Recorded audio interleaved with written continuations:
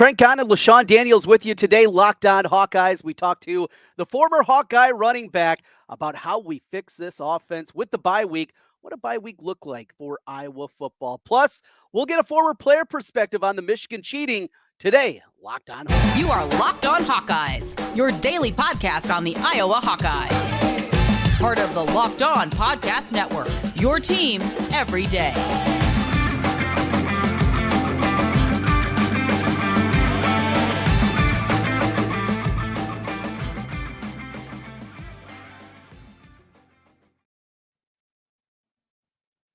I'm Trent Condon. He's LeShun Daniels, and this is the Locked On Hawkeyes podcast. Thanks for making Locked On Hawkeyes your first listen every day.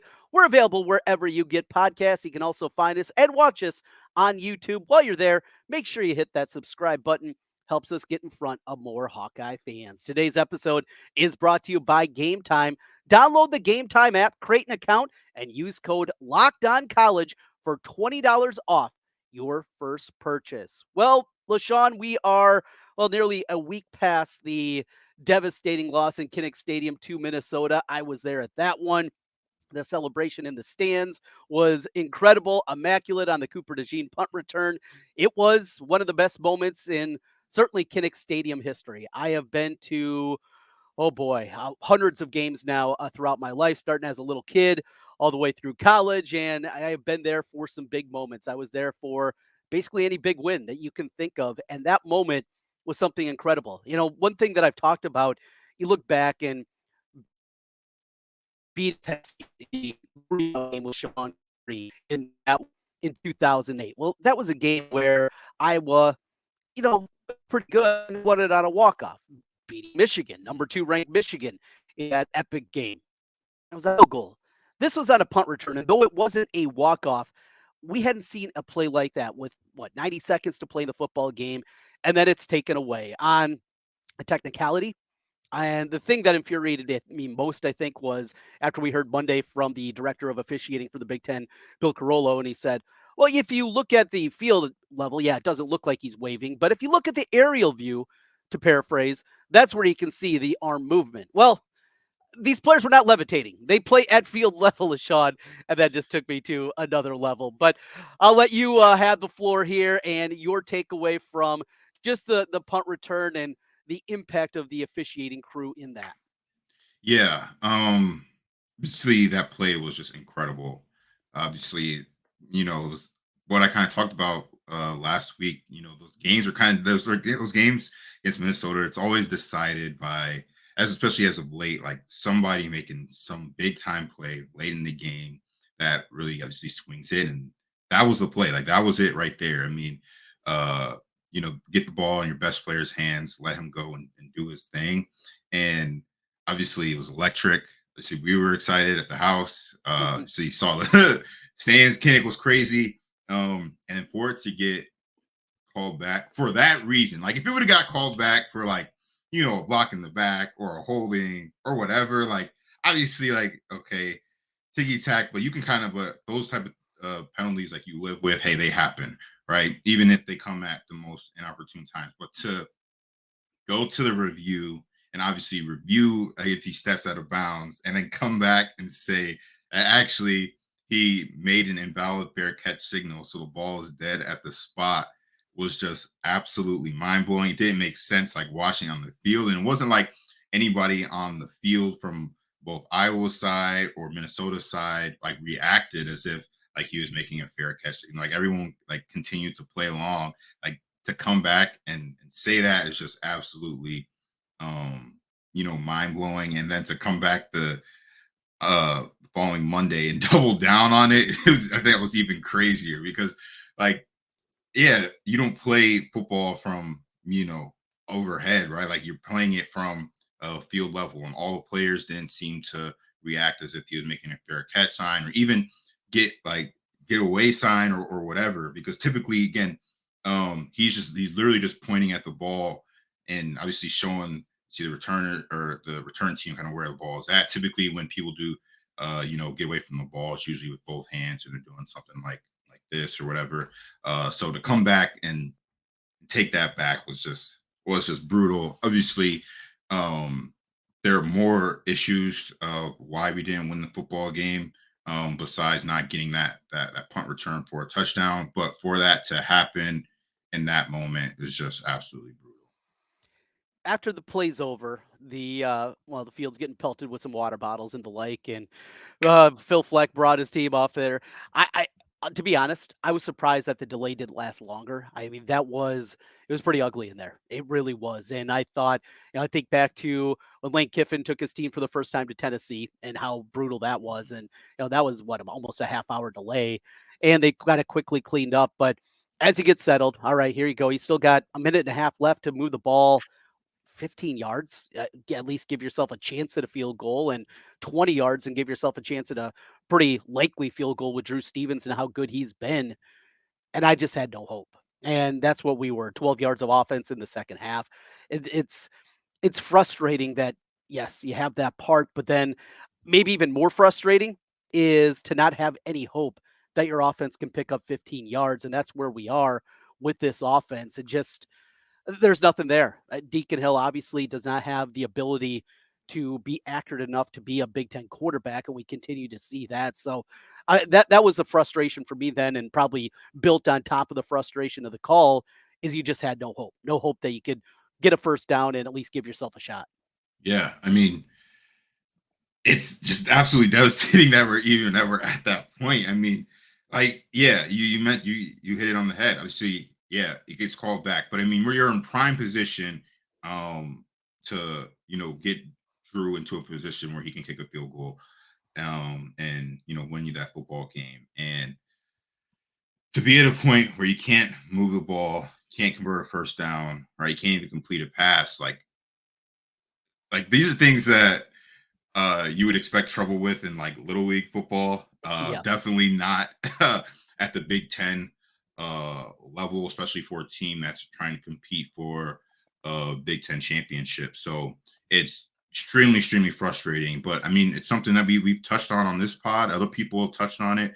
Like, if right now, if we're in a situation where it's an obvious passing down situation, like, it's just like there's really like nothing that we can do at the moment. Obviously, who knows? I don't know how good or bad the play calling is, because it doesn't matter, because we can't even complete a pass anyway to even see like what it potentially even looks like. So it's super frustrating to be at this point.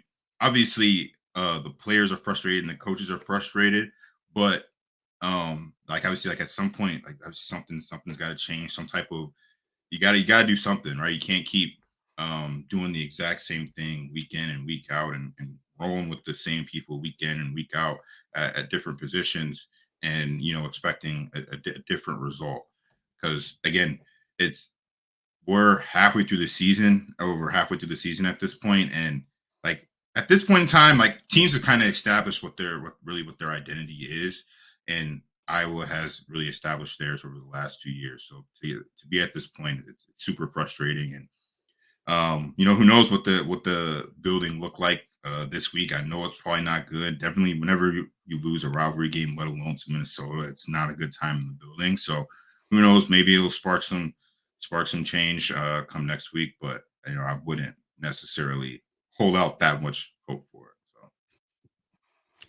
Well, we're going to try to figure out what to do to fix this offense, or at least make it palpable at this point in time and get it better. And a quarterback change, doing some different things. We'll talk about LeShun, what they do in the bye week also for Iowa football. I think that's important. Next week, next Friday, we will be live at the Wrigleyville Hawkeye Bar. It is Merkel's in Wrigleyville. We'll be broadcasting live at about 2 o'clock. Stop on out, hang out with LeShun and myself. We'll be there. And also a lot of great things happening. Barn Tom Brewing, LeShun, I got to show you some of this stuff. Now, are you a beer guy? Do you like boot, or do you like something else? What do you like when you're having a cocktail? So I've really been big on tequila as of late. Okay. All right. But I enjoy beer. I enjoy, obviously, like, relaxing with the beer, and when I'm just like chilling, obviously, like, enjoying some sports, some games. Like, that's usually like what I would go to. And so, like, my mother-in-law, like, she lives like basically like on the Wisconsin border, so they bring like a bunch of spotted cow, which I enjoy quite a bit. Mhm. So yeah, I'm pretty versatile, but like, if I'm chilling and whatnot. Like usually I have a beer, but if I want a cocktail, it'll definitely be something like a tequila in it. Well, we're gonna have you try a couple of these beers that we're gonna have there with Barntown. Some really good ones. My wife's favorite, and I really enjoy it too. They have this peanut butter and jelly beer, and it sounds Hmm. crazy, right? And you're like, how can you make Okay. that in a beer? It's Yeah. wild. It tastes like peanut butter and jelly. It's so good. I plan on having a couple of those. We're going to be having a great time again. It's at Merkel's. 2 o'clock we'll start. We'll be hanging out throughout the day, though. Stop on by there. I'll be doing my radio show until 1 o'clock. And then we'll do Locked On Hawkeyes live from Merkel's in Wrigleyville. Saturday morning, obviously, the place to be before the game if you're making your way to Wrigley or just going down for the party. Make sure to hang out and stop by Merkel's and hang out with LeShun and myself. We continue here on the Locked On Hawkeyes podcast, trying to figure out how we're going to fix things. We'll do that as we continue in a moment. Today's episode is brought to you by Athletic Brewing, fit for all times. Whether you're looking to cut out alcohol of your life or just for a night, you shouldn't have to sacrifice your ability to be at your best, to enjoy great NA beer. Award winning, over 25 gold medal awards, beating out full strength beers. Great tasting, 15,000 5-star reviews, and less than 0.5% ABV. Options for everybody out there. That's what Athletic Brewing does for you. You can get involved with Athletic Brewing as well. Go to athleticbrewing.com. Make sure you enter the code Locked On. That's going to get you 15% off your first online order, or find a store near you at athleticbrewing.com. And again, that promo code is Locked On to get 15% off your first order. Today's episode is also brought to you by our friends at Game Time and the Game Time app. Well, there is lots going on. Maybe you're thinking about making your way to Wrigley next week. What you want to do is hop aboard with our friends at Game Time. Game Time, you don't have to worry about buying those tickets for your next big event. Game Time, it's fast and easy with killer last minute deals, all in prices. And I love this part of it, views from your seat and their best price guaranteed. You can view the seat before you buy it, know exactly where you're going to be. And at a place like Wrigley Field, made for baseball, but football being played there, you want to see exactly what that view of the football field is going to be. This is the place for you. And the all in prices show you your total upfront. Don't have to worry about all those hidden fees. You know you're getting a great deal. Buy tickets in seconds with just 2 taps. Zone deals, you can pick the section, and Game Time picks the seats with an average 18% savings. And the Game Time guarantee means you'll always get the best price. You will find tickets in the same section, row for less. Game Time's going to credit you 110% of the difference. Take the guesswork out of buying tickets with Game Time. Download the Game Time app, create an account, and make sure you use the code LOCKEDONCollege. That gets you $20 off your first purchase. Terms apply. Again, create an account and redeem code LOCKEDONCollege. LOCKEDONCOLLEGE. Locked On College for $20 off. Download Game Time today. Last minute tickets, lowest price guaranteed. Trent LeShun back with you again here on Locked On Hawkeyes. Thanks for making Locked On Hawkeyes your first listen every day. LeShun, as we continue, we're trying to figure out how to fix this. And you start at the quarterback position. Deacon Hill just doesn't have it. I mean, it's as simple as that. The accuracy is not something that can be corrected in a quick manner. And because of that, it feels like there needs to be a change. And reading between the lines of what Kirk Ferentz has said here, and what we've heard from different people on the Iowa beat, Scott Docterman's mentioned this before on my radio show, that Joe Labus just makes a lot of mistakes. He kind of wheels and deals and doesn't do what they want. And you know, as well as anybody, LeShun, you have to practice well to play at Iowa. Yeah.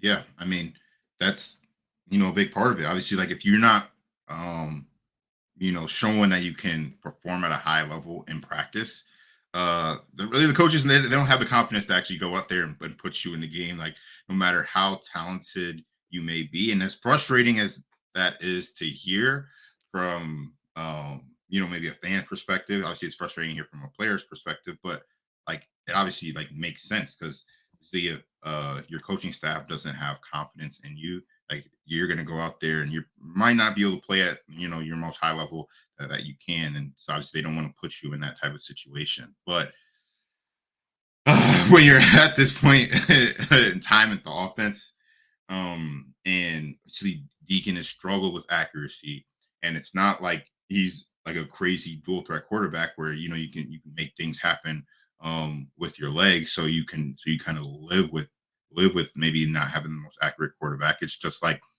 we're not really even moving the chains at all. So I don't know. I mean, obviously, it's easy for me to sit here and say like, yeah, we should go to the other guy, and see what they can do. But see, I understand it from the coaching perspective. Like, if they can't go out there and they can't execute in practice against, you know, maybe whether it is the scout team or maybe it's against the second string defense, like how can I have confidence to actually put them in the game? So LeShun, we saw a few years back, Tyler Goodson was used in the Wildcat, and it was relatively successful. I think they averaged over 5 yards a carry when they were running out of that formation.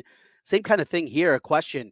You have three running backs, I think, that we all think are pretty talented with Caleb Johnson, Jazion Patterson, and LaShawn Williams. So you got three different guys. What would it hurt to put in a package like that? With the bye week here, is that something that's even plausible? Say they haven't practiced it much, or it's something that maybe they did for an hour in August, but that's it. Is that something that you can implement? Is that something that you can put in here with the bye week that Iowa could do that and run it for 8, 10, 12 plays coming up on Saturday? yeah, I mean, it's definitely something that they could do. I mean, again, Iowa typically all the time has smart football players that are going to be able to grasp concepts and little changes pretty quickly. And like, it's not like you have to do anything that drastic from offensive line perspective. You can still run your basic plays, whether you're running sweep or you're running a counter or power from that position. Obviously, it's going to be a little bit different for the backfield, and depending upon who's the person that's going to be the quarterback for those position for that formation. But it's definitely something that they can do. And I feel like at this point they have to figure out a way to really lean on that position group at this point, because again, you see going to the season, tight end room was the strongest position group probably on the offense for sure.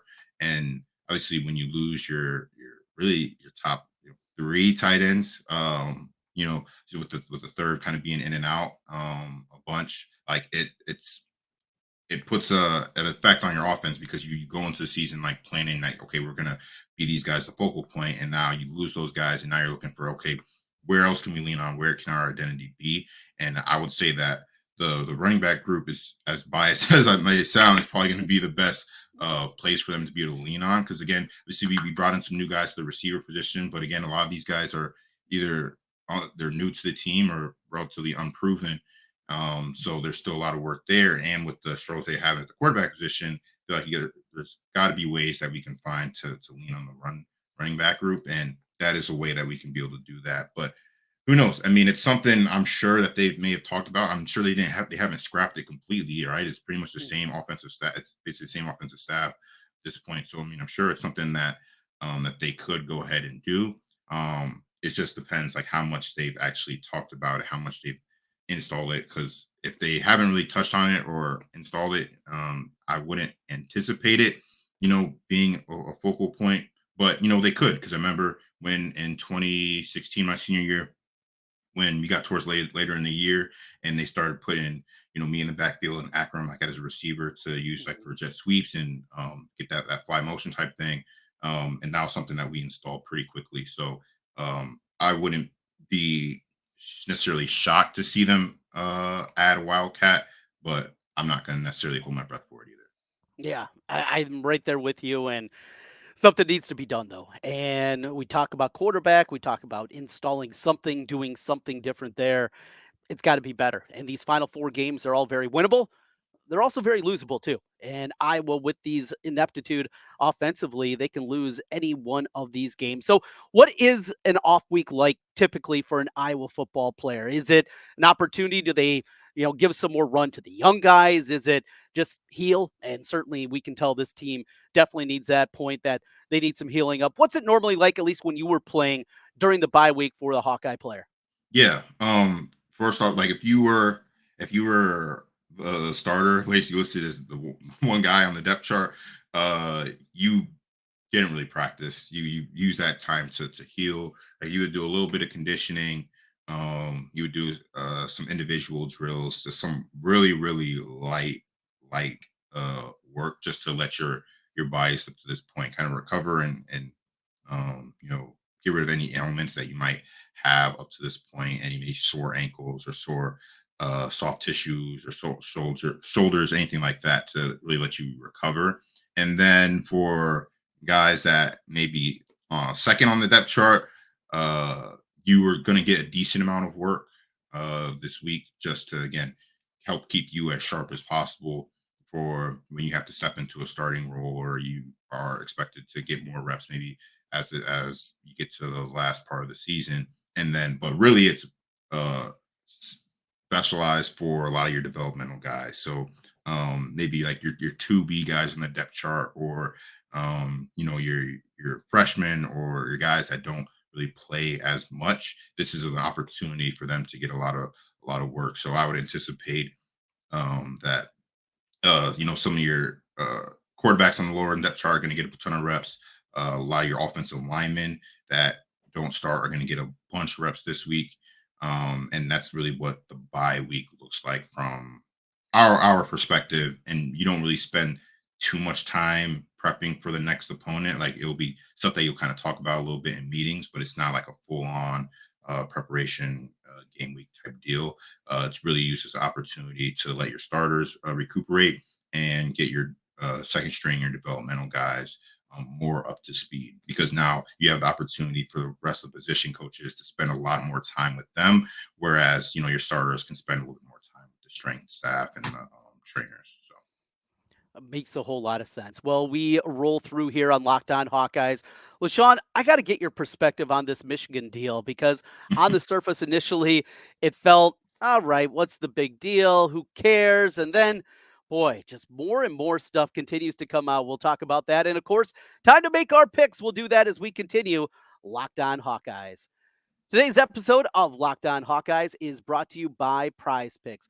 Prize Picks is the easiest and most exciting way to play daily fantasy sports. It's just you against the numbers. Instead of battling thousands of other players, including pros and sharks, pick more or less on 2 to 6 player stat projections and watch the winnings roll in.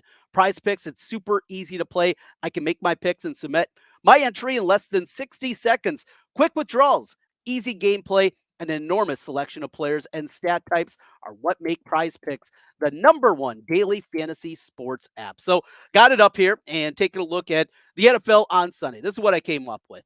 Tua got up this week. His number passing yards, 278.5 against that stingy Patriot pass defense. I'm going to take less on that one. Dameon Pierce, they go to Carolina. I think the Texans running back goes less than 53.5 rush yards. TJ Hawkinson, let's throw a little Hawkeye love in there. A couple of Hawkeye tight ends here. 54.5 is the number. I'm going less than that. I think it's going to be a low scoring game in Green Bay. And we wrap it up with Noah Fant, 17.5 receiving yards. Let's go more than that. You put those four together, you hit all four. That is 10 times the amount that you put in there. And they also have flex pay. If you hit all four correct, playing that way, you get 5 times your money. If you only hit 3 of the 4, you still get 1.5 times your money. Absolutely great stuff there with Prize Picks. So go right now to prizepicks.com/lockedoncollege and make sure you use the code LOCKEDONCollege for a first deposit match up to $100. Again, that's prizepicks.com/lockedoncollege and use code LOCKEDONCollege for that first deposit match up to $100. Prize Picks, daily fantasy sports made easy.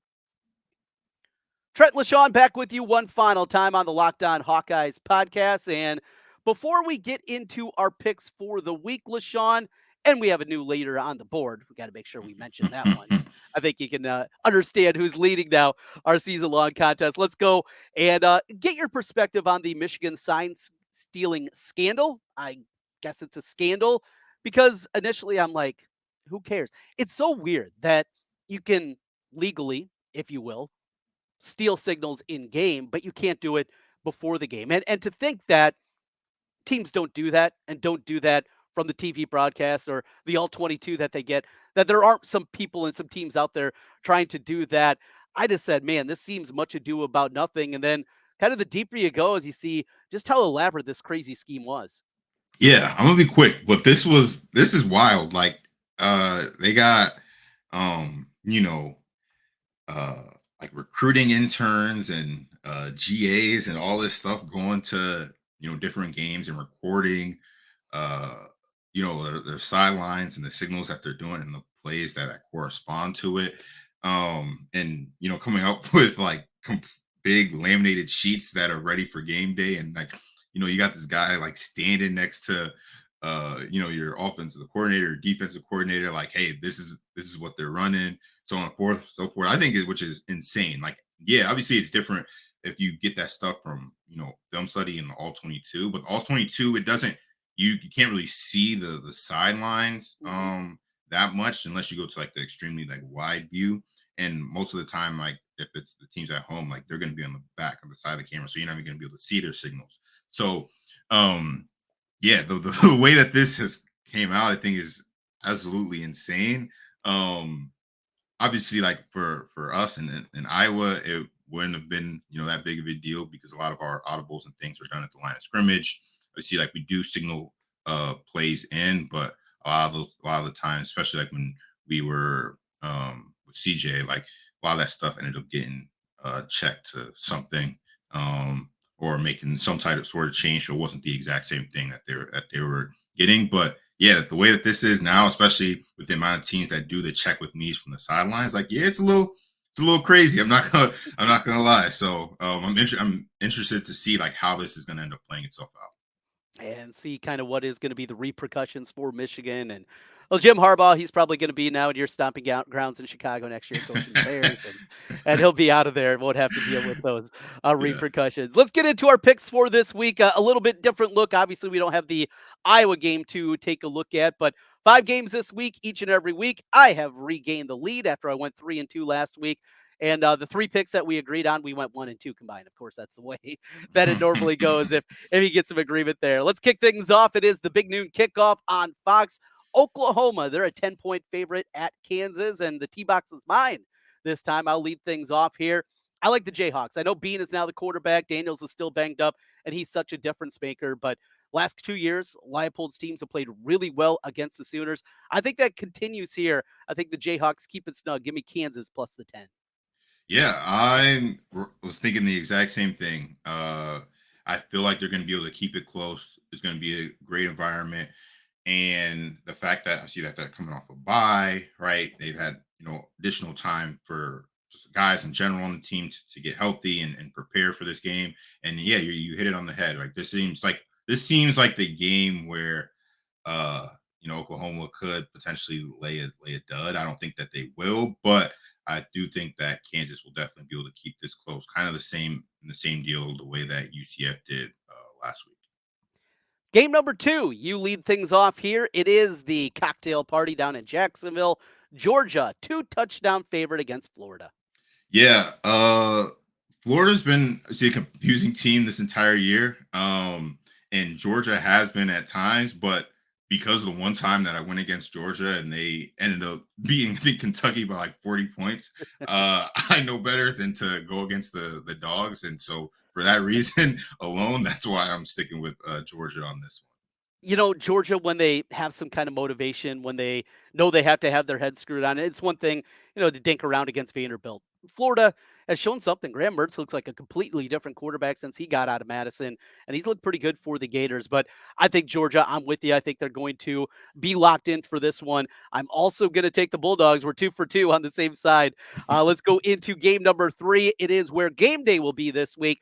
Utah playing host to Oregon. The Ducks are a 6.5-point favorite. There's something about this line that stinks. I know Utah is limited offensively, right? They are a team without their quarterback that they're just not the same team. Cam Rising is such a difference maker offensively, but Kyle Whittingham finds a way. And maybe he's kind of taken the throne from Kirk Ferentz of just finding a way to pull it out. I'm going to grab the 6.5 with Utah. I'm incredibly nervous about it, but just something stinks here. It feels like this should be more like maybe a 3.5-point spread. Why is it 6.5?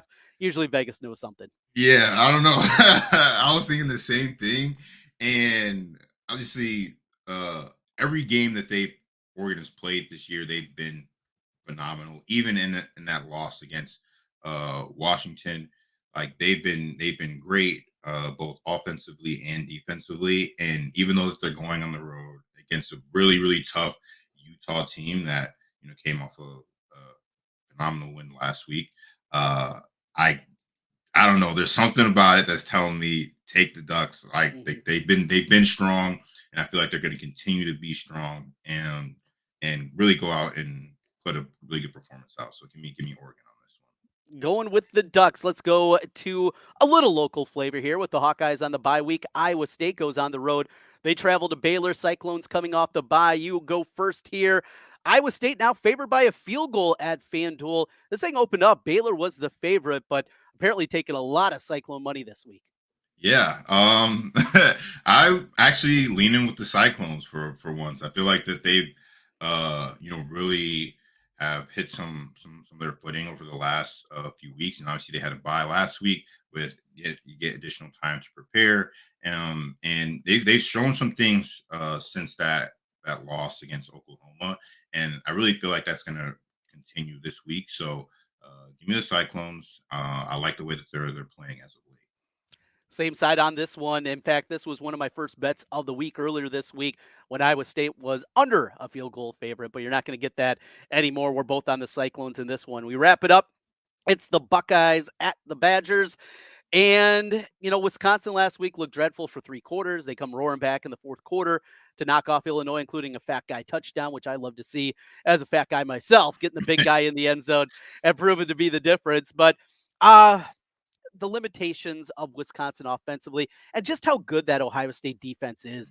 Jim Knowles has been absolutely incredible. I know you see that 14.5 and that extra hook scares you. Boy, I'd like to have it 14 or even under 2 touchdowns. I'm just going to lay it with confidence here. Give me Ohio State. I could see this being, a 24-3 type of win.